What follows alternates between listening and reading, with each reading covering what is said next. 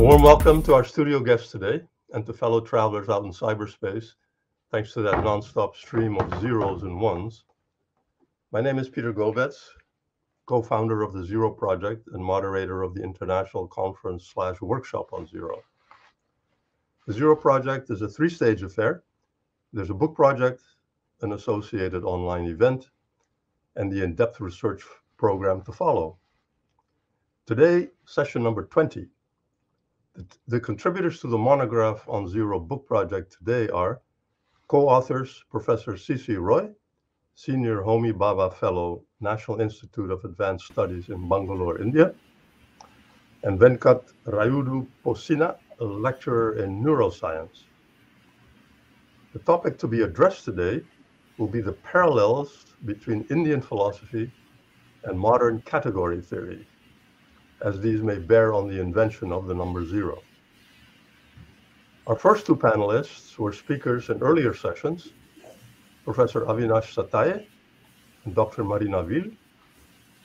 And our special guests today are Dr. Stefan Dugosin, School of Mechanical and Digital Engineering, Supmeka, France, and Ms. Chandra Mauban, yoga and Indian science teacher. Dear Sisir and Venkat, we finally have the pleasure of inviting you to present your joint paper. So please proceed, if you would. Okay. Thank you, Peter. I need my PowerPoint should be displayed now.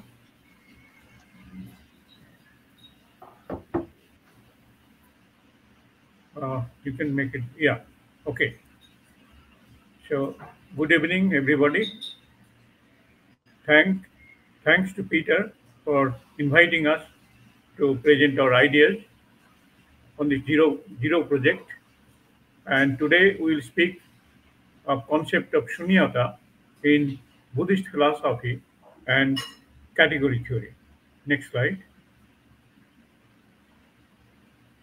Okay.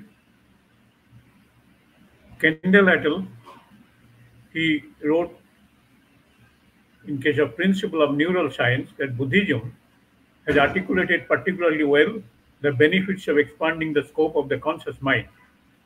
Next slide, please. Yeah. Now, 2nd century BC, that famous Buddhist scholar, Nagarjuna, he came from southern part of India, and he told that reality are two types. One is conventional reality, or in our language called Vyavaharik Sattva. Sattva is truth. And ultimate reality, which we say Paramarthik Sattva. So there are two levels of reality. One is conventional reality and another is ultimate reality. What is meant by conventional reality? I mean the whole universe, everyday objects, their behaviors. So this is included in conventional reality. But beyond that, there exists a reality which is called ultimate reality. So next slide, please. Yeah. So Buddhist philosophy, there are three important aspects. One is called shunyata. Then shunyata means in English translation is emptiness. And then Chatuskoti is called Buddhist logic. And in modern terminology of logics, it is four-valued logic. And then Indra's net.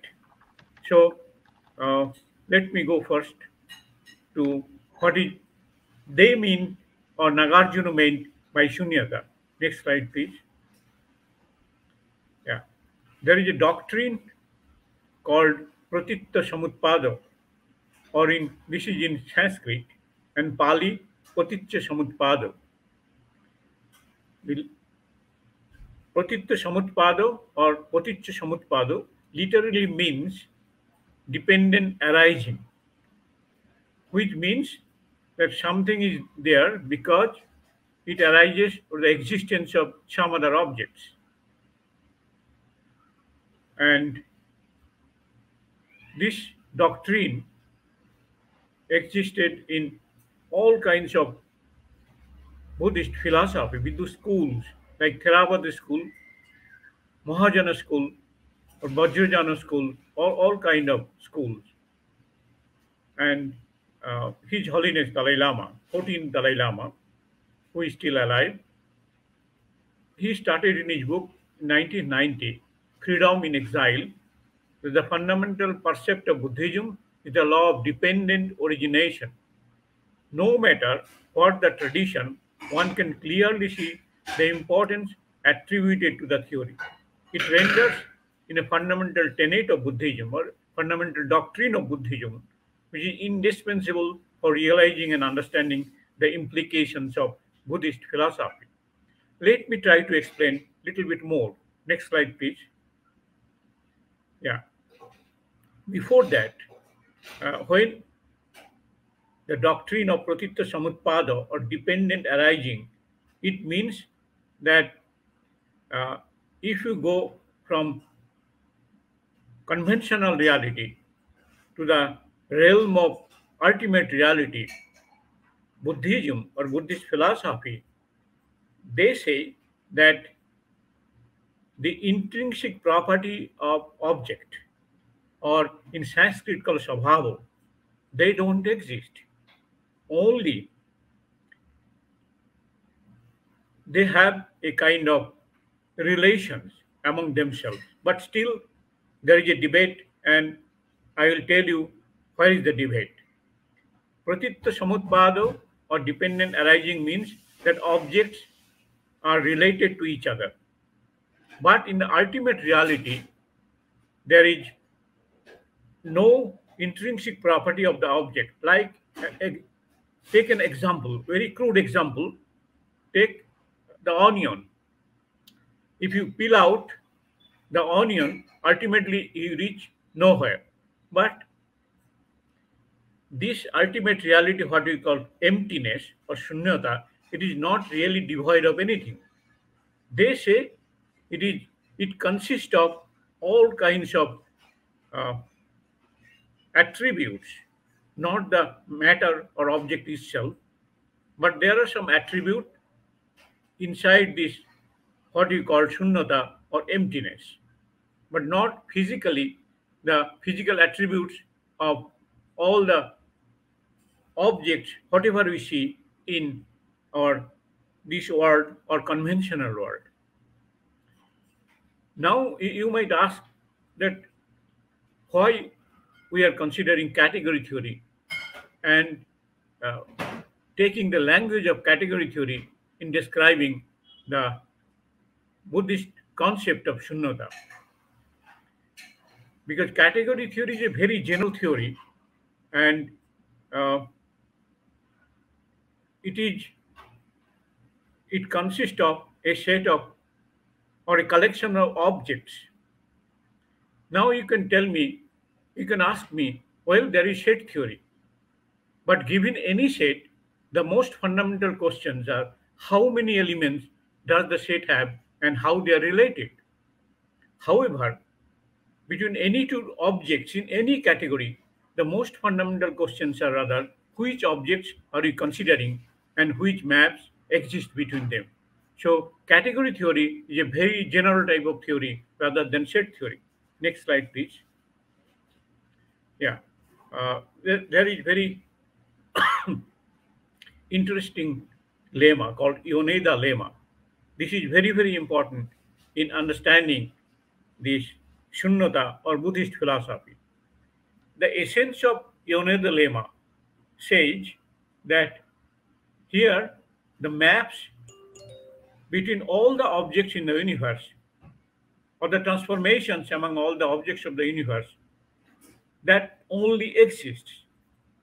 So this Iono dilemma, I mean, Venkat is going to tell you the details of the categorical aspects or mathematical aspect of Iono dilemma.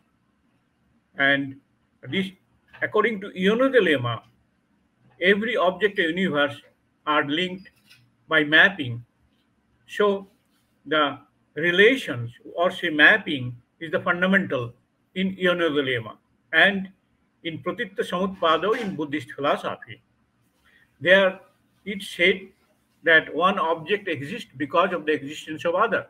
So relation is fundamental in Buddhist concept, but not there are two concepts. One is called relata, another is relations. Relata is plural of relatum. So consider two objects, A and B, and if there exists a relation between A and B, we say there is a relation. So relata, I mean the two objects and the relations. This creates a big issue in 8th, 9th, 10th century, or even after that, among the Indian philosophers. At first, the famous Buddhist logicians and scholar, I think he's in 8th century, his name is Dharmakirti. So he published a manuscript called Sambandha Pariksha, or examination of the relations, or we can say metaphysics of relations. So the question he asked whether the relata or relatum are equally related with relations. But he examined it thoroughly and said, well, in the conventional level, the relation is real. But if you go to the finer and finer or subtler to subtler scales, then you will see that even relation is not real.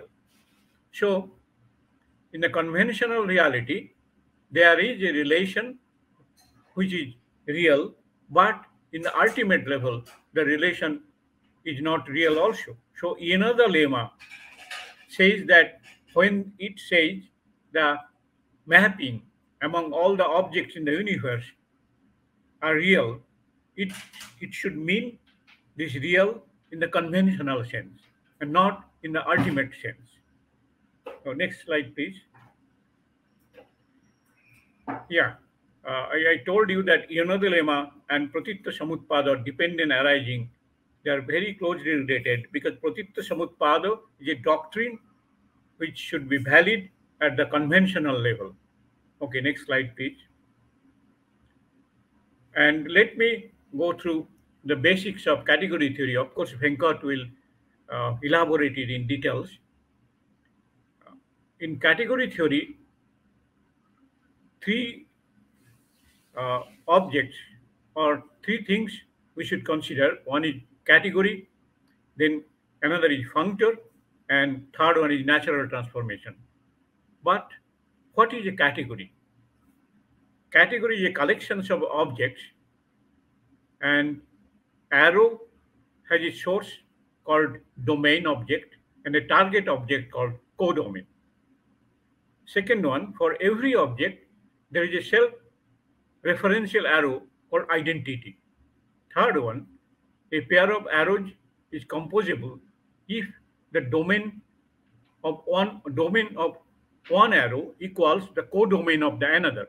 Fourth one, identities do not change other arrows by composition. And fifth one, composition is associated. So these are the basics of category theory. The next one, please. Now, what is functor? A functor is an arrow between categories. And what is natural transformation? A natural transformation is an arrow between functors. All these things Venkat is going to tell you in more mathematical details. Next slide, please. Now, let us come to the doctrine of Nagarjun Shunyata, Nagarjun concept of Shunyata or emptiness. As I told you, the objects are devoid of their intrinsic properties, Sanskrit called Swabhava. And this is at the level of ultimate reality. But in a conventional world, say where we live, where we deal with the objects and their behaviors, they have all intrinsic properties. But if you go to the ultimate level, according to this doctrine of Shunyata, the objects are devoid of their intrinsic or inherent properties. Next question, as Dharmakirti raised, whether relation between objects is real. I mean, whether relator and the relation is real. Yes, this is true in conventional level, but not at the ultimate level. So according to Dharmakirti, whose name of the text is Sambandha Pariksha in 8th century, that at ultimate level, relation is not real. Next slide, please. Now, let us come to Chatuskoti. Chatu means four. So, it's equivalent to saying that four-valued logic. Buddhist logic is not a Boolean logic, it's a four-valued logic. So, what it means by that? Say, life does exist after death, life does not exist after death, life does and does not exist after death, and fourth one, life neither does nor does not exist after death. So in modern terminology of logic, it is shown to be four-valued logic. Next slide, please. Or next one. Yeah, you can compare with Boolean logic and Buddhist logic. Boolean logic, A or not A. In Buddhist logic, A, not A and not A, not A and not A. So in Buddhist logic, it is four-valued logic, and Boolean is two-valued logic. Next slide, please. Okay, no. Next slide. Next slide, please. So, the problem is that there is similarity between Buddhist philosophy and mathematical practice might be a natural consequence of identical objectives, understanding reality and commitment to truth. And identical means experience and reason employed towards these ends. But is at the level of conventional reality. We are not sure whether any kind of mathematics already exists or any kind of mathematics can be applied to understand or for the description of emptiness or reality. Because this raises a very important question. Some people say that mathematics, especially number theory, they exist like existence of laws of nature. Whether we exist or not, but laws of nature are there. Similarly, mathematics is that. But here we have problem in understanding Buddhist logic and the concept of Shunyata in Nagarjun's philosophy or in Buddhist philosophy. We don't know whether any mathematical description can be applicable in understanding this concept of emptiness or Shunyata. Okay. Next slide. Okay. Now, thanks. And my co-author, Venkat, he will elaborate some of these concepts like Buddhist logic, Yono dilemma, which are very important in understanding the Buddhist doctrine of Shunyata. Thank you. Here, Venkat, if you would just briefly introduce yourself and then launch into your talk.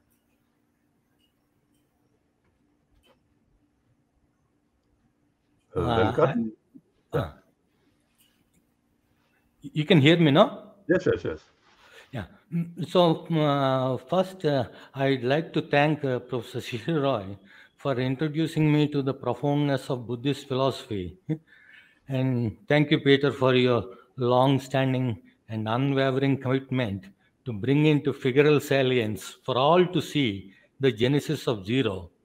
I'd also like to thank Professor Brian Brian Rotman, for bringing our research to Peter's attention. So in this talk, I'll discuss the category theoretic constructs that Professor Sisir highlighted in the context of Sunyata in Buddhist philosophy. So to give away the climax, so picking where Professor Sisir left off, we may not have, or we may not be able to mathematically capture the notion of sunyata or emptiness, but the philosophical sophistication that went into the conceptualization and theorization about sunyata and empty can inform a very immediate and urgent mathematical problem, which is to obtain absolute what shall I say, absolute structurelessness, completely devoid of properties. That is the ideal. That is very much a open problem. So I will try to pitch in that more than category theory doing anything for sunyata, I think sunyata might be, or scholars of sunyata might help in one of the pressing problems, outstanding problems in mathematics. So let me begin with. So what I'll do is I'll first go over Yoneda's lemma. I'll give a simple, very skeletal version of it, and I will also, since we are in the business of genesis and origins, I will also go mention the predecessors like Dedekind and Cayley. And there is that further generalization of Yoneda's lemma, which is more relational than, in some sense, the relational aspect that Yoneda's lemma brought out. And next I'll show that Chatuskoti, meaning whenever we what is this? So, for example, Dedekind's one morphism generalized to categories in general, along with its more refined generalization, which is Professor F. William Lowry's figure and incidence relationships. So this is in some sense like relations of relations, since figures are also relations. Next, I will calculate Chatuskoti as the truth value object of the category of conscious experiences, with conscious experience as a sequence of two processes: interpretation of sensation. Along the way, I will illustrate the mathematical legitimacy of contradiction. That is, contradictions do not necessarily result in inconsistency, and show how double negation can be different from identity, which is one of the key requirements for Chatuskoti to have the fourth truth value. In the third section of my talk, I will outline a future of zero, tentatively titled Objective Logic of Zero. You will see the reason. I will elaborate on this. Please let me know if I'm going too slow or too fast. Yeah, please keep it moving. Yeah. So this is the question that Professor Sisir alluded to. So one way of describing this object is in terms of its content. Say we can that is, it has one element set. Here we are describing a mathematical object in terms of its internal contents, using membership relationship, that is elements. And this was so until Professor F. William Lowry showed that elements of a set are points, that is, functions from terminal object of the category, which is a terminal set, to that to any set. So elements are in one-to-one correspondence with functions from elements of a set are in one-to-one correspondence with functions from terminal set to the given set, any given set. So now, I'll bring out the relational aspect gradually. So along the way, after this goes back to the idea of universal properties, goes back to Samuel in 1948. But it was MacLean around the same time who showed that objects can be characterized in terms of universal mapping properties. That means in terms of an object is completely characterized in terms of its relations to all objects of the category. So for example, instead of saying one element set, here we say the set to which it is the set to which there is one function from any set. So it is not only objects, but also operations like product can be are given universal mapping property definitions first initially by MacLean, and it turns out to be a generalization of this terminal set. So now moving along. So this led to the Laurie is very assertive. The substance of this this is from his PNS paper. So the first category that was given a complete formula, given a category theoretic rendition is the category of sets. So after he published his category of sets, in that paper he speaks of the substance of mathematics resides not in substance as it is made to seem when membership is the irreducible predicate, but in form as is clear when the guiding notion is isomorphism invariant structure as defined, for example, by the universal mapping properties. So now, in other words, now we are moving away from the contents to relations. So now we'll look at Untitled lemma in some detail. So Untitled lemma says basically every object of a category is completely determined by its relation to all objects of the category. So this was the historical precedent to this is Dedekind's category of inclusions in parts and Kalism.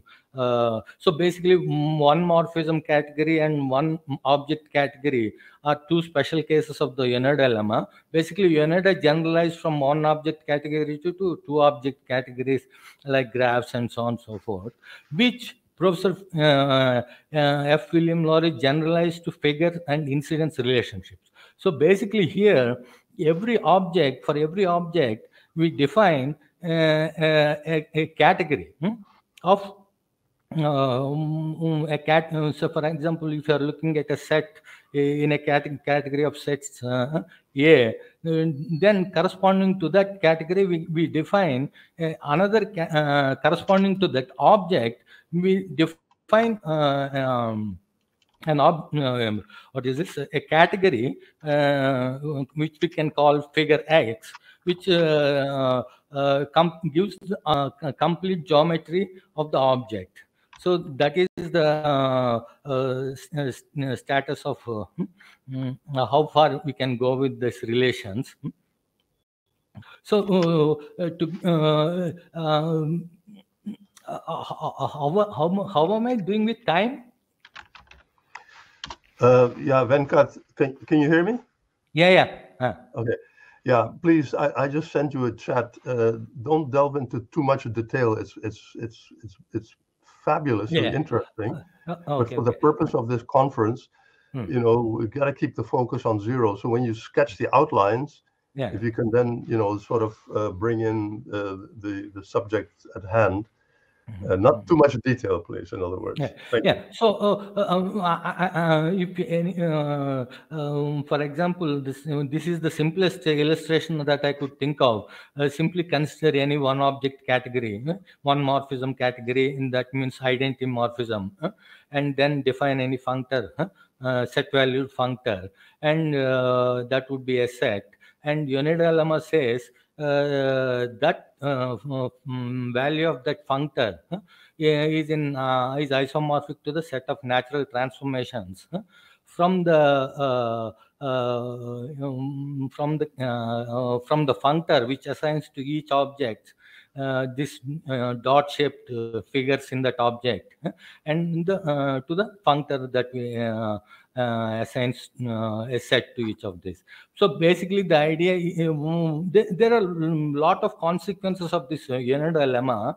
One of the interesting consequence is I'll get to these calculations during the discussion, but one thing I would like to note in the passing is that Untitled lemma showed that all to put it to make it into a slogan, all changes are natural, meaning they preserve that which is the essence of that which is being transformed, so to speak. So basically, when I'm walking, I have a certain mode of cohesion, meaning the way my parts of my body stick together, and the transformations, meaning me going to the coffee shop. In this process, the change, the movement of my links is such that it does not tear apart the cohesion of the that is characteristic of that category, be it a category of crabs, be it a category of dynamical systems, so on and so forth. So, but that is I think the most important or fascinating aspect of the Untitled lemma, that all changes are natural. So in this, in the sense, here you are not contrasting natural with choice, but the contrast would be to natural would be miracles. If I become on the way to my coffee shop a butterfly and or become something else, then or if my hands or legs end up in Hyderabad while I'm here, that wouldn't be natural. So this is basically to show that these are the natural transformations, and basically these are in one-to-one correspondence with the elements of the set. So that is the basic idea. So there are will come basically it all again boils down to the idea of characterizing elements of a set as points or functions from a single element set. So this, for some reason, MacLean used to go run around telling people that Laurie is doing sets without elements, and that led to a lot of confusion. But element is one shape, basic shape of figure. So in the case of sets, there is only one basic shape, which is point, whereas in the case of category graphs, you have two basic shapes. You can have dynamical system has one basic shape, so on and so forth. So what I have been emphasizing is this is a paradigm shift. Everybody, when they look at it, they say we all know it. But when this figures and incidence relations, whereby you characterize an object completely in terms of its relations from other objects, and thereby getting a category called figure X, which gives the geometry of the object, is due to this is due to Laurie.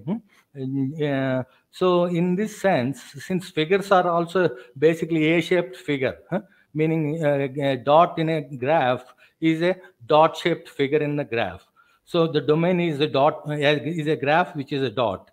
So, so in this sense, it looks like this is more relational than Untitled lemma. Now, moving on, Now I'll talk about Chatuskoti. So one of the whenever we come across what is this? Professor Sisir discussed the significance of Chatuskoti in Buddhist philosophy, emphasizing the seemingly counterintuitive contradiction, along with the requirement for the possibility of the fourth truth value of Chatuskoti, that the double negation be distinct from identity. So one way to look at it, one of the advances in that came about as a result of category theory is that the laypersons have no trouble with this. It is only the enlightened that have to be enlightened. So the way we think about things depends on the things we think about. That is the universe of discourse. So naturally, the truth value object is determined by the universe of discourse. So category of sets will have one truth value object, dynamical systems will have another truth value objects, and that will be determined by the domain of discourse. So now what we did is to now to the extent Buddhism talks about conscious experience, be it dukkha or so we thought let us look at a theory of conscious experience and see if calculate its truth value object and see if it corresponds how it relates to Chatuskoti. So the truth value object of now we are trying to show that the truth value object of Chatuskoti is the truth value object of the category of conscious experiences. By category of conscious experiences, I mean all conscious experiences along with their transformations from one into another. So the basic model that is it's a it is very well established in the neuroscience. This is almost taken as the definition of conscious experience, which is the conscious percepts are interpretations of sensation. So there is one first part, that is sensation, and that sensation has to be interpreted to give rise to conscious experiences. I can talk about an illustration that bring this out. One is R.C. James Dalmatian. There are many such things. So one way, how are we going to calculate the truth value object of a given category? The way we do that, especially for localic categories, meaning the categories that are variable. See, this is so we can look at the terminal object of the category, that is an object to which and then look at its parts, and those parts constitutes the basic shapes, and the maps between these basic shapes constitutes the incidence relations. And so sensation and interpretation are the two incidence relation. Stimulus is this object, and brain and consciousness. Now, the way we calculate it at the level of stimulus, the truth values, stimulus is either there or not there. But by the time you go to neural coding or brain states, we have 3 truth values, and by the time we get to consciousness, we have 4 truth values. And in fact, this also has an Indian connection. In fact, originally this correspondence between Chatuskoti and 4 truth values of localic categories like 2 sequential functions was presented by late Professor Lenton in Calcutta.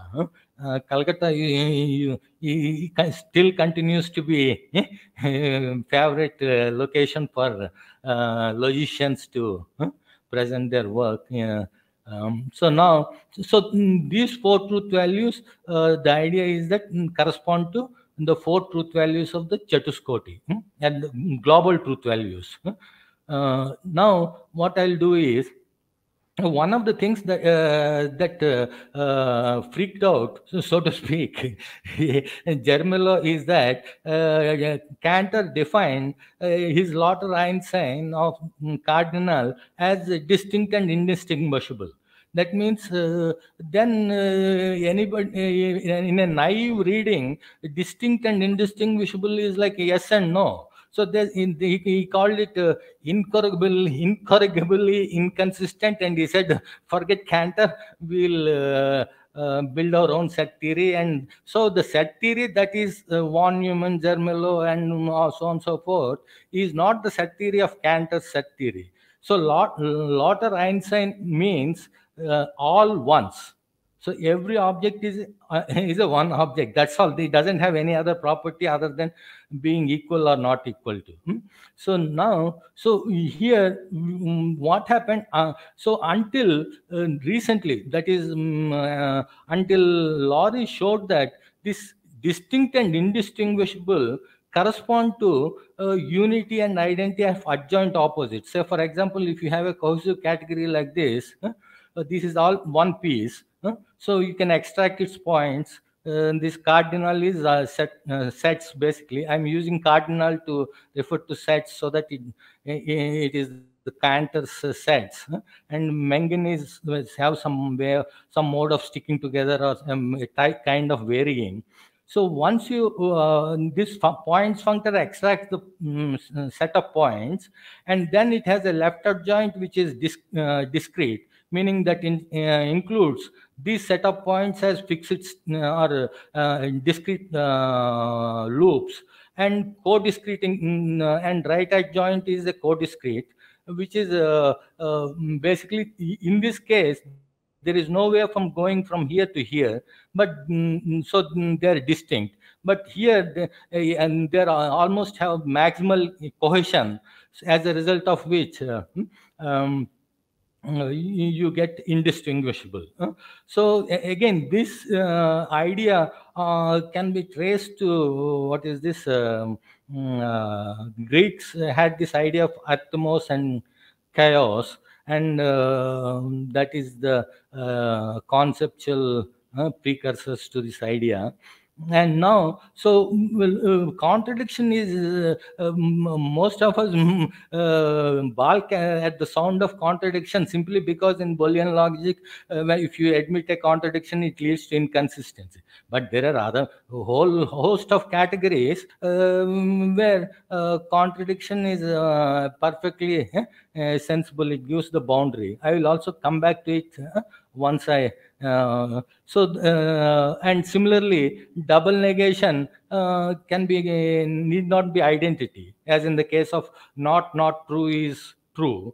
That is true only in the case of sets. But when you go into more cohesive or variable sets, you get double negation is greater than 0. Or if you take the dual definition of negation, then it can be less than x. So now this is the main thing that I want to get to, because this is where I think the scholarship Buddhist philosophers can come and rescue mathematicians who seem to be not making much progress in the in developing. Of course, it started with Cantor itself. He said totally, if nearly devoid of structure properties can be idealized to totally devoid of structure, then a lot of interesting things happen. And also it is the least contaminating for the purposes of modeling. So the so by objective logic, all I mean is the non-arbitrary construction of concepts and theories needed to organize our knowledge about the genesis of zero into a cohesive body of understanding. So now, so if you look at zero, so one of the things that in this context, since what is it? Since Peter started a petition to date for the dating of the Bakshali manuscripts, Also, I think it would be very equally important to look at the concepts. So one of the things, for example, we had place value notation for long before even zero. And the place value notation, if you look at it, you readily see a function in it. When you look at functions, at the algebra of functions, you immediately see the category structure. So the reason, of course, I don't know. One of the research programs one can carry out is to construct place value notation as a presentation of a concept or numbers, so on and so forth. And of course, the time, the delay from Cantor to what is this, Eilenberg and MacLean. So even they didn't discover category theory in terms of the simplest instance. They have the roundabout way of going from quantities to qualities and ended up in category theory. So basically, I want to highlight the importance of looking at the concepts and their interrelationships. That is what I mean. What is this? Objective logic. So, for example, if you say category of objects, one thing, they are characterized by a unity of being, meaning the way the parts of the objects stick together, and the naturality of becoming. That is, the becoming preserves is respectful of the being, the way things stick together or the way things vary. So this is something anybody who looks out of the window can see this every day. It is the most obvious thing that one notices when we look at the everyday world. But most of the time, it is the technicalities and all that come in the way. So basically, what is a category? Category is a domain of strictly, as you would expect from the everyday world. When you say category of cats or a category of tables or category of chain, the way one cat in the category of cats relates to another category, say for the transformation from young cat to old cat, in that transformation is respectful of the catness, whatever that might be. So that becoming is consistent with being. And this is also what is reflected in one of the when we say Leonardo Lemma showed that all maps are natural transformations. So now I'll get to this is one of the concept that we come across in Buddhist literature is Indra's net.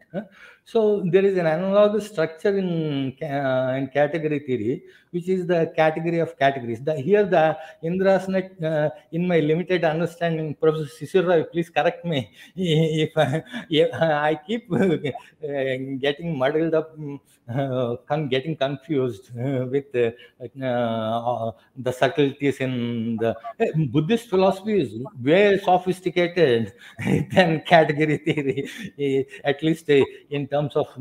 So, what this category of categories? Why is it so interesting? Every category of category in the category of categories has a discrete subcategory or a constant subcategory. If it is a variable category, then there is a subcategory that is called constant, and these two. Is anybody saying? Huh? Okay. So basically, the idea is that within every category there is a subcategory which is which is like the category of sets, in the sense, if you look at graphs, reflexive graph, category of reflexive graphs, it is cohesive. But if you look at its discrete subcategory, which is basically loops, you can have a graph of one loop, you can have a graph of two loops, and this is exactly like one element, two element, three element. So this since the value or the virtue of category of sets is that they have almost zero structure, as a result of which there is nothing in the conclusion that is not in the premise. Or in other words, it is like a blank page that you put in the printer to print. If you put a paper that is already something written on it or printed on it, and you print something on it, then it will not be legible. So you need a background, structureless background, and that is the idea of this discrete subcategory. So now in this discrete subcategory, you can model any other category as dynamical systems, or so you take the discrete subcategory of, say, for example, graphs, and you can use it to you can represent dynamical systems as diagrams in that category. But so for example, this is the cohesive case, and this is the variable. In the case of dynamical systems, these are dynamical systems. Now you can consider constant subcategory. Variation, zero variation is constancy. Cohesion, zero cohesion is discreteness. So constant subcategory, you have one fixed point, two fixed points, so on and so forth. So this is reminiscent of the, what is this, notion of Indra's net, where every jewel reflects the entire. So you find reflections of every other jewel in each jewel in the net. So this category of categories serves that, is reminiscent of that. So now, as Peter keeps reminding us, that our objective is to get to how on earth did humanity come up with the concept of zero, if I understand it correctly. There are subtleties in it, but that is the one. So, what I'm suggesting, what we are suggesting now is that if you look at the category of sets which have almost zero structure, it is not possible. It is not possible to see the functions between sets as structure preserving morphisms, simply because there is no structure to preserve. So, but once you go into a little bit more structured categories like dynamical systems, or what is this, functions, category of functions, or category of monoids, or whatever, then you realize that all possible arrows are not admissible. Only those that preserve the structure of that category are admissible. So so in order to see what is this, in order to see how did we come up with the number zero, or quantity is zero, or numeral zero, so it might be relatively much more clearer when we go to a more address a more complicated problem, that is to look at the how the mathematics, contemporary mathematics is trying to get to the quality of zero, meaning zero cohesion and zero variation. So the mathematical reconstruction of the cognitive construction of zero, which is what Peter's transcendental project. And here we are suggesting that this project can take on, so getting to the genesis of zero may require going beyond quantities, numbers, and or numerals to qualities. The notion of structure preserving map could not be discerned in the category of almost structureless sets. But when we consider structured categories, we could readily see the transformation preserve the cohesion and or variation. So, so basically, cohesion and variation occur in relatively pure form. Say, for example, a category of functions. which is localic. So that can be taken as a variable category, a very elementary variable category, and you can reflexive graphs, they have a cohesion. So in other words, you have categories which have zero cohesion but some variation, or which have zero variation but some cohesion. There are degrees of variation and modes of cohesion, and then there are the mutual determinations. So given a mode of variation, we can look at the contravariant functors on it to get a category which has which can be used as a model of what is this cohesion, and we can come back from that, basically going back and forth between natural transformations and functors. Thank you, Venkat. Thank you. It's quite clear. I'm afraid we have to end it because there's a lot of discussion yet coming in response to both of your presentations, and we have to allow some time without going into a 2-hour session. So there's much more to be said on the subject. I was very impressed by your phenomenal, mental juggling of concepts and relating it to developments in mathematics and philosophy. There's much more to be said on the subject, but I think I understand the drift of where you're going with it, and I think it's very important and significant, should be pursued. But this is not exactly the format to do that, especially since we have half a dozen people waiting in the wings to get at it. So thank you very much. Thank you very much, Professor Sisir Roy. It was very enlightening, and I'm sure we're going to revert to this as we go along. But for now, I would like to bring in the panelists to comment on both of your presentations.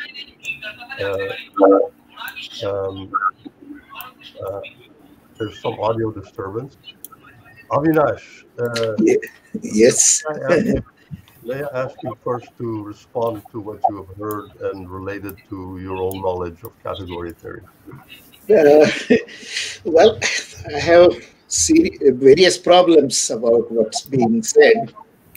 When it's talking about different kinds of categories that are supposed to be useful for determining something, but I don't see any determination.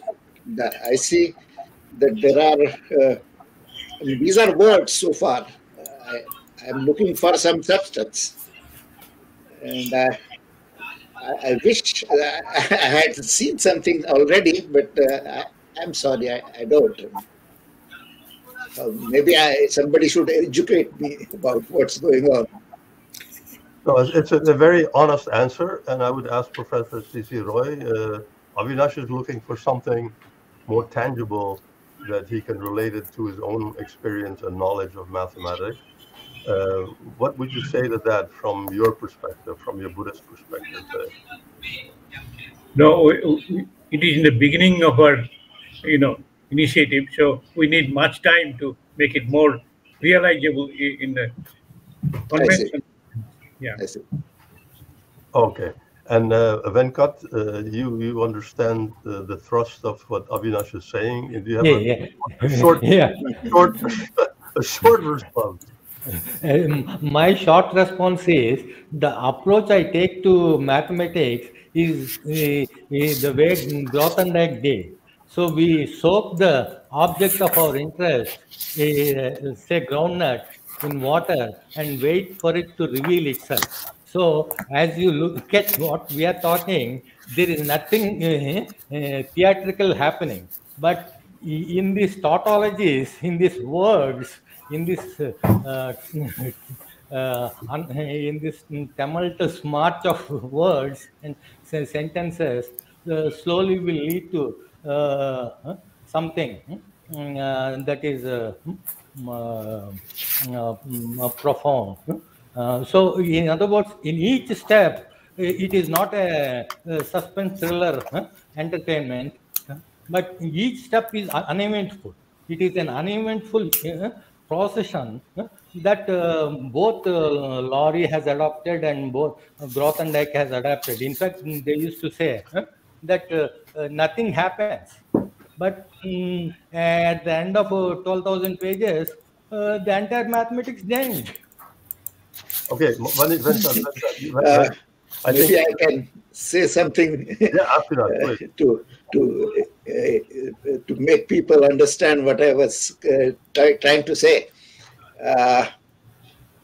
He talked about this Venkat talked about Grothendieck's idea, and I should tell you who my guru was. That was Abhyankar. And Abhyankar and Grothendieck had disagreements over lots of things. And Abhyankar always believed in something which is concrete and precise, not something which is just, not an Indra's net, in other words. No. Indra's net is very precise, no? At least in the What's Buddhist precise literature. about that? What is this Indra's net? Maybe tell me again. A whole is reflected in every part. Who is the whole and who is the part? Net is the whole, jewels are the parts. But then what is reflected in each jewel? One feature of reality is that Yes. reality consists of reflective parts. Yes. And that is the aspect that is captured there. Reflection, I mean, we are talking about something which is perceivable. Are we not? No. Indra's net is a conceptualization of percepts. One of the most important things that often gets not given recognized is that experiences do not come equipped with concepts. Concepts are abstracted from experiences by conscious participation in the practice, whether it is mathematics or anything. So experiences things don't come with theories. The theories are made. That's correct. Absolutely correct. But they have to be based on something. Yes, it's based on what do you think it is based on? It is based on the everyday experience. That water flowing down the stream, clouds moving across the sky. Yes, but there are counterexamples to both your examples. No.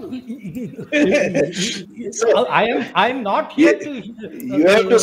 No. I would like to see something concrete stated that I can verify. No. What do you mean by concrete?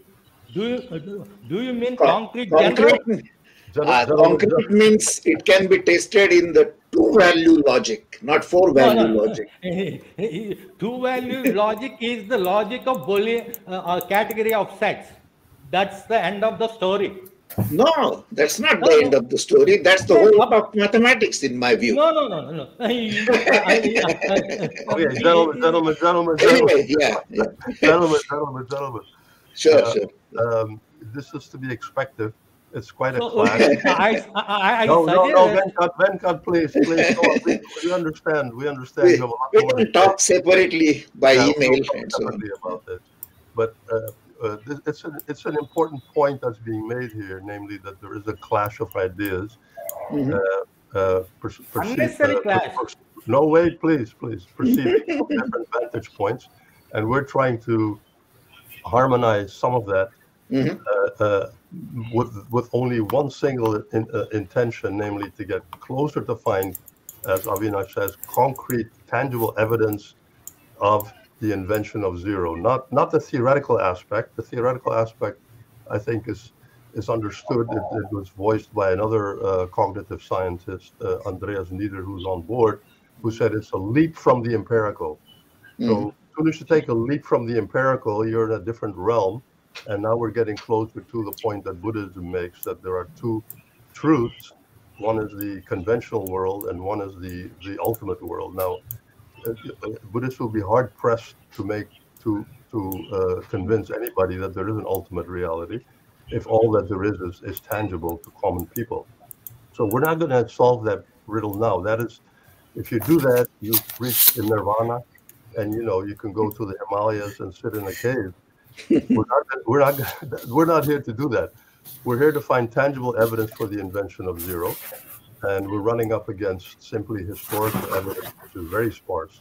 So we're trying to piece pieces of the puzzle together to see whether we can find any leads to go anywhere, to have PhD students do actual tangible research to find any evidence that may point to having contributed to the invention of zero, which zero was not there for hundreds of thousands of years, for millions of years, and suddenly it pops up in about the third millennium BCE. It pops up in Mesopotamia as a blank spot on a clay tablet. That is the first tangible evidence that somebody conceived of the absence of something to be a significant category of thought. And then we go into the realm that you're in, Venkat, and we appreciate your conversance with that, but we're going to revert to that. Let me now get back to the two ladies and then all the other gentlemen. Marina has been on board with us for quite some time, and we owe to her the two other guests that are here today. We'll ask Marina first to respond from the point of view of a practical modern mathematician. Marina? I do not have much to say. The one thing which I think I would take, thank you, it was very interesting. One thing which I'm sure to take out from this presentation is this idea of four-valued logic. So do you know an instance where it occurred outside of Buddhist philosophy, or do you know any sort of applications of this four-valued logic? Sisir, did you respond to that question? Any other? Maybe it's a silly question. I don't know, but it seems such a rich idea that I'm saying, does it have non-theoretical? No, it's very difficult. For example, even in Jain philosophy, they say seven-valued logic.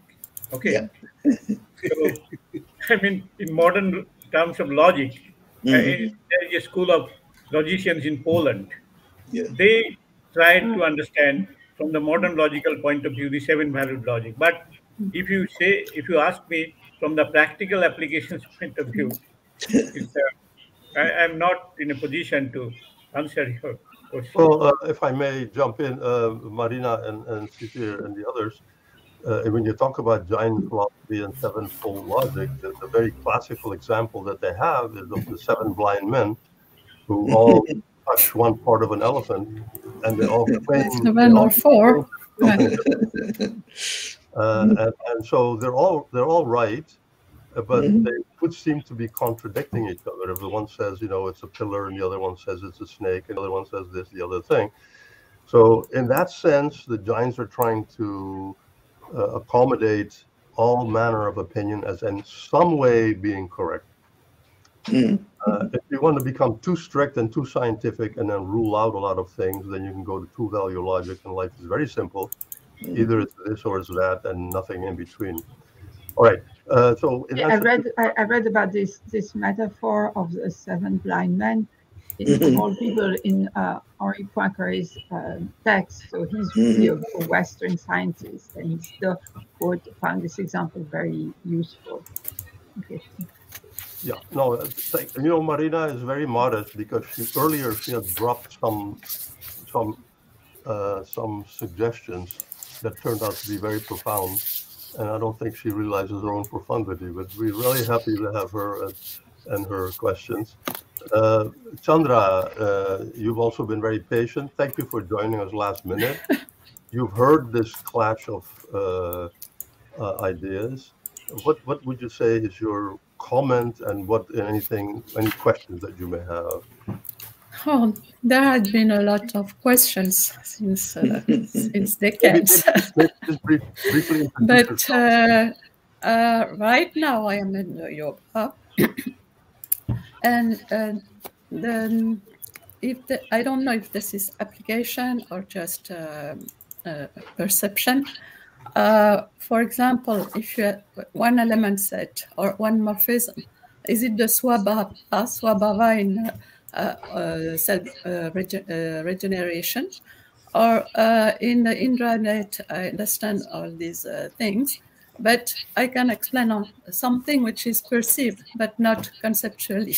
So this is difficult for me because I'm not a mathematician. In Buddhism, in certain monastery, we used to go step by step by experience and just witness something about experiences.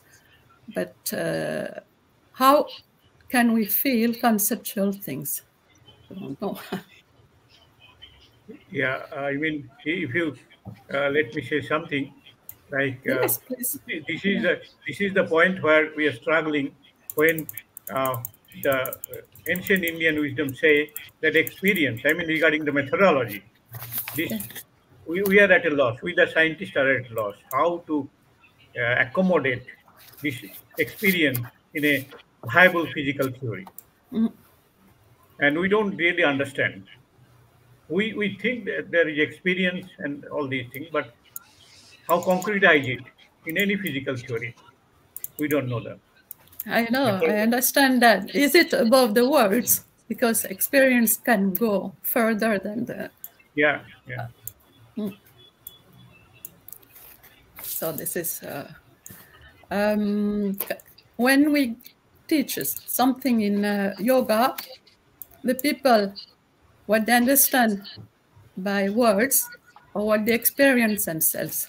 Is it possible to give a relation between a subject and another subject? Yeah, I mean, again, the problem when you say words that when you use words, it creates kind of limitation itself. So what you experience and what you express, Yes. it may not be one-to-one mapping. May I say something? Please.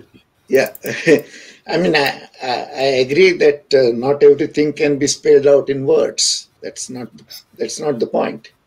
When something is stated as being useful or being deductive for something, then I need something concrete. That's all I was saying. I mean, I'm not trying to say that they are wrong or they are mistaken or anything. There's no such thing. I also come with another philosophical background. That's the Advaita philosophy, which goes even beyond. I mean, to me, reality is a sensation which is transient. And ultimately, what you feel, you cannot write down, you cannot explain. So, when we are using our words to say something to somebody else, those words have to be concrete. That's all I was saying. Chandra, did you have any follow-up questions? Yes, in binary languages, for example, so if you have 0 and 1, so any 0 and combining with the 1 can make you give you some different multi facets. Like I mean, for intranet, maybe it's something like something can explain with intranet. Yeah, I mean, it needs to be stated exactly. I mean, I deal with this subject called Kerr, this dividing by 0, which is a no-no in mathematics. No. But You can divide by 0. No problem with that. what do you get? Infinite number of solutions. But that's the point. Infinite. What is defined as 1 over 0 is not a single number. It is a category of numbers. So that definition has been made and understood and effectively used, even for ordinary mathematics. So in my paper, I gave lots of examples of how 1/0 can be made sense out of. But all of those, whatever I wrote down or whatever I think of, it's concrete. I mean, I need to construct an object which exhibits the property that I am saying. Okay, Avinash, don't get sidetracked at the moment. No. Wait. Your question was slightly differently. You were given that as an example, right? In connection with Chandra's question about binary logic of 0 and 1, and I'm just wondering whether Indra's net wouldn't be more conducive to something like quantum logic, which is down the line, maybe not at this stage, where it doesn't just limit you to a choice between two options, but there's a whole universe of potential which only becomes concrete in the relationship. So Avinash, again, your point is well taken, that you want to keep us pinned down to the ground, which is, say, the first category of Buddhist logic, namely the workaday world in which we all live. But no. I'm not saying that. Go ahead, Venkat. So I think the notion that one of the most profound contributions of Grothendieck is a subset is not a set, but an inclusion of this inclusion map. Yes. That is, so that's a perfectly good example of proper logic. That is what, by logic, what do you mean? Subjective logic, objective logic, or narrow logic, or broad logic? No, logic is just logic. No. There is no such thing. To me, it's a two-valued thing. Either you understand it or you don't understand it. No. So maybe it's three-valued. You agree with it, not agree with it, or just throw up your hands. There is a textbook called Sets for Mathematics, and that I suggest will give you the most definitive state of affairs with respect to logic and sets. To tell the truth, the reason that mathematicians had to go around justifying foundations was because the foundations they came up with maybe the kind of concreteness that they accumulated led to nowhere. That's why they have to justify it. So the foundations that we are referring and the concreteness that we are referring is not foundation. And this is what is spelled out very clearly in Laurie and Roseberg's Sets for Mathematics. Okay, never mind. Avinash, no, really, stick to your guns. Don't, we'll come back to this. We'll revisit it. Sure. We have other guests. People waiting too long. Mayank is a regular on our show, so I'll ask him to wait until last. No problem at all, sir. No problem at all. I know. You get the last word. One of our pioneer contributors and a wonderful discussion partner. Stefan, thank you also for joining last minute on request, on reference by Marina. You've also been very patient. What is your take on all of this? You've heard all of this. There is a saying that you put two Indians together and you have three political parties. I think this is being illustrated. What is his name? Amartya Sen, who said that. This is not a point of opinion. This is please. You're just illustrating my point here. Amartya Sen published a book called The Argumentative Indian. I think we've got this. Although any combination would have the same result. Stefan, please let us know. I heard many interesting things about first the Yoneda Lema and Pratiti Asampada. That's right. Stefan. Please introduce yourself very briefly. Tell us what you do. Oh, okay. Excuse me. So I'm a mathematician, and I work about some dynamical systems. I'm French. So dynamical systems I study are non-deterministic and with many categorical and functorial constructions. So it's a question about general interaction between some open dynamics, which are not deterministic in general. So, and I'm interested with spirituality and philosophy, etc. And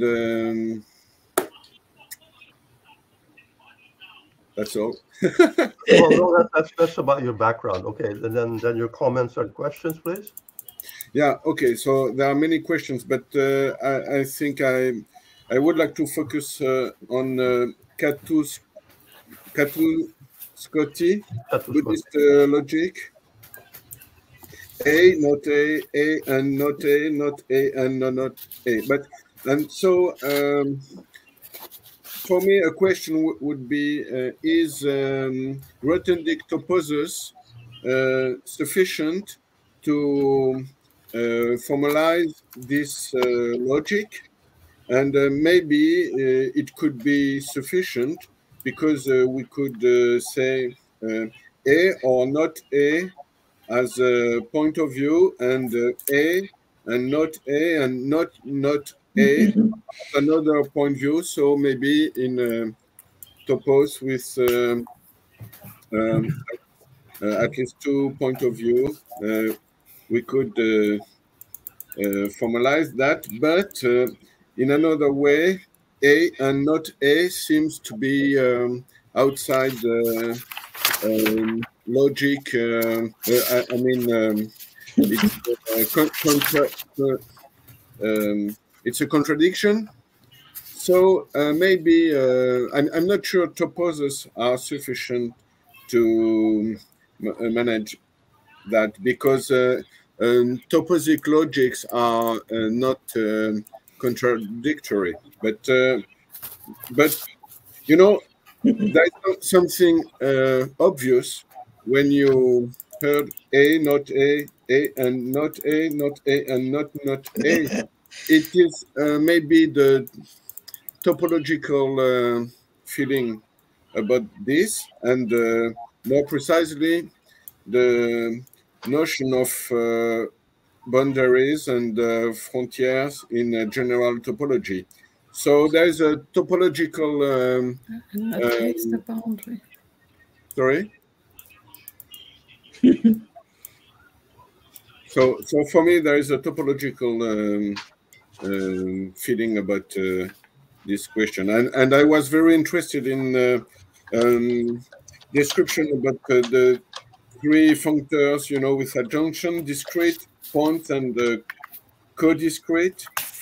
But I didn't understand everything about cohesion, variation, and but I think it's something very, very important, because I met what is a boundary in this context. Okay, a boundary in general topology is you know, the intersection between to be in a set and to be near a set and to be near the outside of the set. So you are inside and or near side and near the other side. No, it's something like A and not A in a way. And so Stefan, was any or all of this new to you, or is it something you've delved into before and you're rethinking now? Excuse me, can you? Yeah, you know, it sounds to me like you have an affinity with India and Indian philosophy, so you may well have run into some of this before. My question is, what you heard here today, is it all new to you and you're just sort of digesting it? No, it's not all new, but there are things that, for example, the connection between intranet and category of categories is something I want to know better. So, because of course, category of categories is very, very important. So the connection with the notion of intranet is something, this idea is new for me. And the Yoneda lemma, of course, it's okay, this relational aspect. For example, something that is new for me is to ask, to understand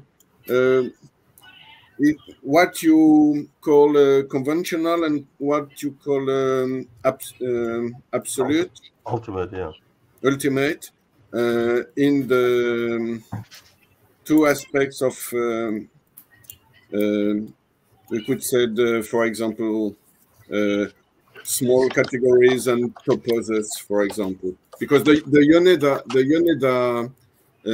lemma is a way to go from small categories to toposes, for example. Okay, Stefan, Sisir, did you heard the question about the distinction between the two values, the conventional and the ultimate? No, this is very, very valuable comment, and we need to work out more. Really, he raised some important issues, and we need to think over it. It's not, yeah. Venkat, you heard the comments by Stefan. He's asking what about the significance of the distinction between the conventional and the ultimate in Buddhism. Oh, I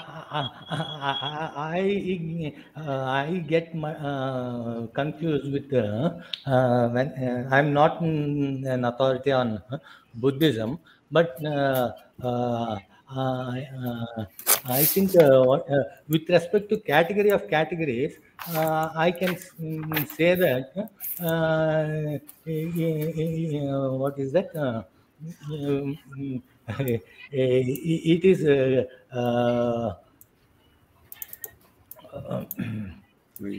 what was your question? I lost it. Sorry. You had some question about category of categories and Indra's net. Sorry. Ultimate. What is ultimate and that? Stefan, he's asking you to rephrase the question. I lost it. Excuse me, I saw a question by Avinash, but in A, but not. Okay, it's just a topological definition about boundaries. It's very. It's something like that. Mm-hmm. Okay, so it's very near. Yeah. Stefan, Venkat asked you to clarify your question about category of categories. What was your question precisely? Oh no, my question was not only a mathematical one. It was the question of to better understand the connection with the notion of intranet,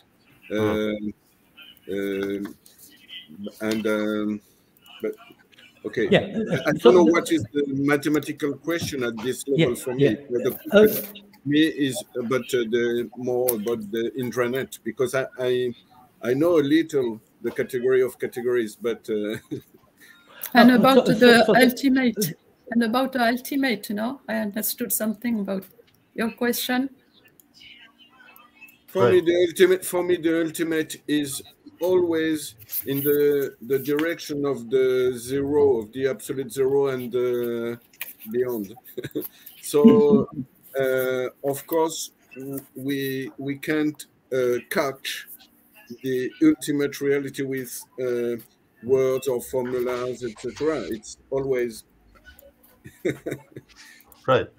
But there are very, very interesting things about some zeros. For example, I met in two different contexts two kind of zeros. And it's very, very important for me to distinguish between these two kind of zeros. And, you know, of course, each time we talk about vacuity, vicinity, in Buddhism, it's always there is a risk of confusion because people don't think about the same zero. Okay, let's leave it there. Let's leave it there. Mayank, I think you're the last one, the anchor man. Yeah. You've heard all of this, and I know you to be a very, very sober person. So I'm very excited to hear what your comments are going to be from the various. I mean, yes. Please introduce yourself briefly for those who don't know you. I'm Mayank Vaya. I used to be at TIFR, and thanks to Peter, I've been sort of meditating on zero for some time. And it has some really interesting aspects to it. Beyond that, I don't know what to say about myself. Peter has been very generous in his compliments to me. So about today's presentation, as the speakers themselves confessed, they've sort of just started thinking of it. And my personal feeling is that somewhere they want to connect this idea of shunyata that Buddhism professes and its logical consistency issues and all that, along with the zero that comes up as a mathematical idea in set theory and other theories. And I think the reason why there is a sort of connectivity issue is that there is a fundamental difference in language. Sometimes you use similar words which mean something completely different in two different contexts, and you can get into serious trouble if you're not sure that in this context this word means something and in mathematical context it means something else. And that's exactly what happened today in the discussions, where you know the same word had completely different meanings to different people. On the other hand, shunyata has this null effect, which is itself interesting. But I wish the authors would have, sort of speakers today would have talked about the fact that the first time you really realize the difference between zero and null is the fact that a set with zero as an element is different from a null set. And that is when you start categorizing. And the idea of connecting vectors between, and they were talking about this category theory where they had these arrows and entities. So there is shunya and there is shunyata. And it is the arrow that they are looking for. And it's quite likely that it is null. It is quite likely that it is something more profound than that. It is quite likely that the instinctive feeling of what is empty and the mathematical idea of zero are the entities that we need to connect through, and possibly a philosophical connecting vector, which gives you the connection between the two. But if you're a hardcore logician, you would hesitate to put a vector arrow between the two. On the other hand, if you're a philosopher, you would probably find an arrow between the two, because both of them eventually connect to the idea that nothing is actually a reality. And nothing is actually a reality has a completely different meaning in philosophical context and in mathematical concept. And that is when you get into serious trouble of trying to merge the two. That is my personal feeling. Excellent summary. I'm a little jealous because that's what I should have. No, but so that's one comment. Any other comments from your side, Mayank? No, I mean, the idea is pursued, but it's going to be difficult to be pursued in a very classical mathematical terms, because as Avinash pointed out, it's not going to fit in. The second point, that somewhere along the line you will have to bring in the fact that Indians were experts at inductive logic and not deductive logic. And deductive logic will classically what was complained about, that it is either truth or not truth. What are you talking about? While inductive logic tends to be more tolerant of inductive methods. So there is a dichotomy there, and somewhere along the line that is going to come out in our consideration of zero and zero-related issues. That's my personal opinion, that the foundation of logic that is in classical mathematics, at least in the axiomatic mathematics of West and the inductive logical method of East, is somewhere going to play a role in this understanding of why the zero came about. So the very beautiful subtle difference there. We'll come back inductive and deductive logic. we've come that back might to well provide you the vector also. We've come back to east is east, west is west, and the twain shall never meet. We're trying to have the twain meet, in this way. I'm not sure how many of you took note, but last Sunday we had a unique historic high point when we had representatives from the 5 major ancient civilizations, Mesopotamia, Egypt, China, India, the Islamic world, and Europe, all together. While the world frolicked, we we brought all these disparate mindsets together to try to iron this out. We haven't yet. I have to conclude this now, but since we have 2 speakers today, one co-authors, one topic, and we have 2 new panelists, I would like to ask those 4. The others have already had a shot at this.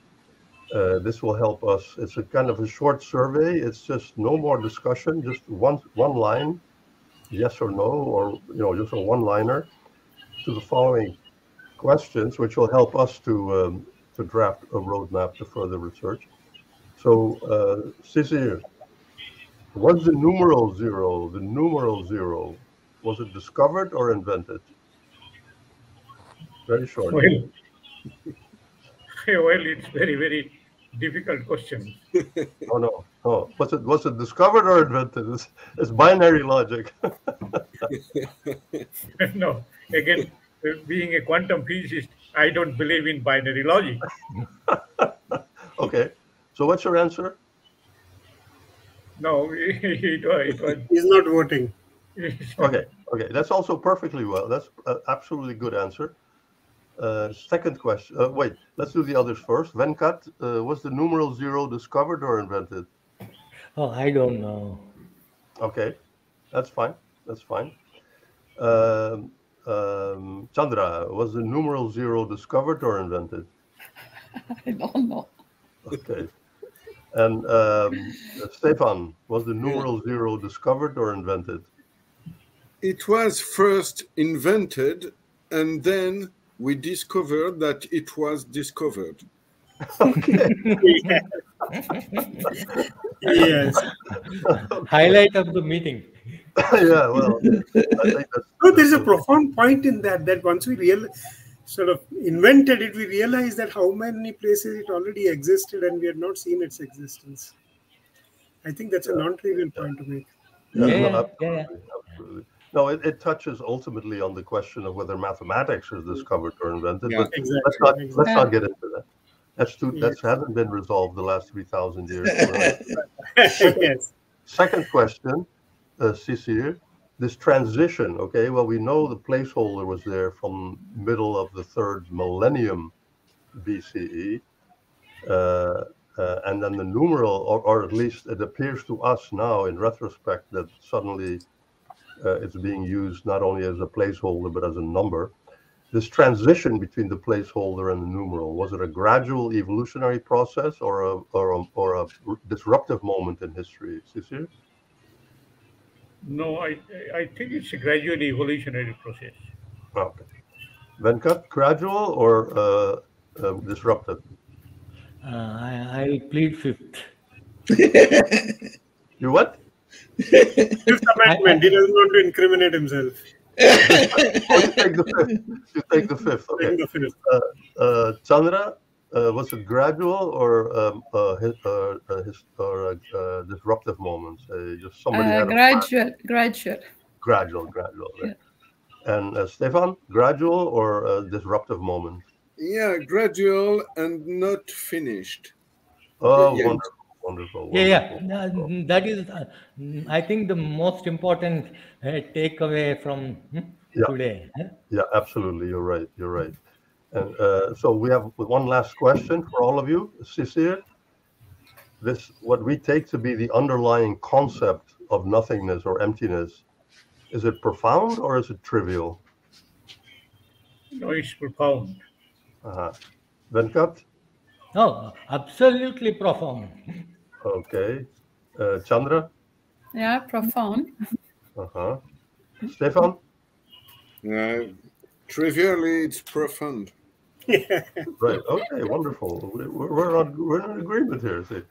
Okay. So speaking to the virtual audience. Well, first of all, to you, thank you all again. This is a very stimulating session. So thank you all. Some of you last minute to join and spend your Sunday afternoon, evening. You could have been doing fun things.